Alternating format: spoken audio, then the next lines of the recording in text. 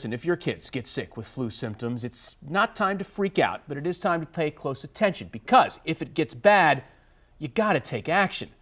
Here's Scott Broom with more on what he learned today. First, you got to know the flu everyone is talking about is not a stomach bug that primarily makes kids throw up and get diarrhea. That's a stomach virus, not the flu. The real flu is a viral infection of the nose, throat, and lungs that comes off like a common cold on steroids. Coughing, sneezing, sore throat, usually a fever that lasts days, and most notably, body aches that make the victim feel like she's been hit by a truck. Some kids throw up, but that's not the primary thing. Okay, now that we have that cleared up, so just when should you take your kid to a doctor? Well, if your child has another condition like asthma or juvenile diabetes or a long list of other things that might weaken the child's immune system, stop watching now and just go see a physician.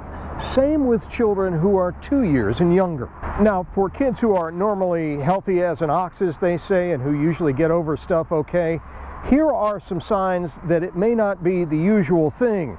And it's immediately time to bring your child to a place like this. Fast breathing or trouble breathing, bluish or grayish skin color, not drinking enough and not urinating much, and not waking up or interacting or being so irritable that the child does not want to be held and comforted. And here's a kicker. It may look like the flu-like symptoms begin to improve and lull you into thinking everything's okay, but within hours the symptoms come back with a vengeance, an even higher fever and a meaner cough. Definitely time to see the doctor then too. I got all these tips from the U.S. Centers for Disease Control, which says if you've got any anxiety about vaccines in your kids, you need to get over that right now.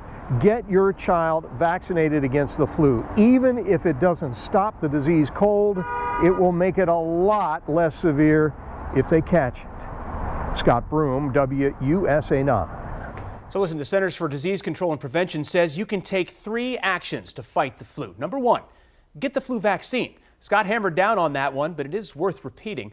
Tip number 2, take everyday preventative actions to stop the spread of germs. That means avoiding close contact with people who are sick.